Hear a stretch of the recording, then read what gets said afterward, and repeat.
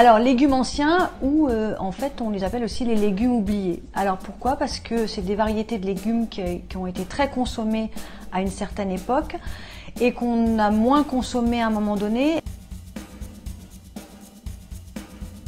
À mon sens, pour deux raisons. Il y a une partie de ces légumes, alors notamment par exemple les rutabagas, les topinambours, qui étaient énormément consommés pendant la Seconde Guerre mondiale, parce que les pommes de terre étaient réquisitionnées.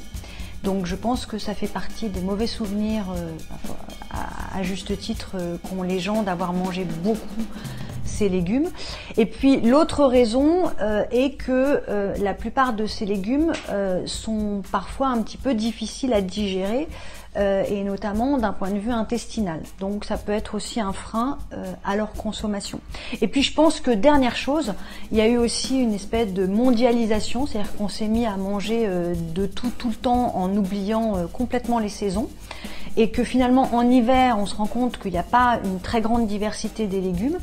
Et aujourd'hui, on se dit que faire revenir ces légumes qui d'un point de vue gustatif et nutritionnel sont intéressants, sur le devant de la scène, ça a un vrai intérêt et ça permet d'élargir notre offre de légumes pendant l'hiver. Alors le topinambour, qu'on appelle aussi artichaut de Jérusalem ou truffe du Canada, il vient d'Amérique du Nord. C'est un légume qui a été cultivé par les Indiens, des tribus indiennes. Donc c'est un légume racine. Qui a une forme souvent il est un petit peu rouge, un petit peu cabossé. Alors pour le cuisiner, l'idéal c'est de trouver des formes qui soient pas trop tortueuses parce qu'il faut les éplucher et c'est toujours un petit peu compliqué. D'un point de vue gustatif, ça a le goût un petit peu de l'artichaut, donc je dirais même que parfois c'est presque plus fin que l'artichaut.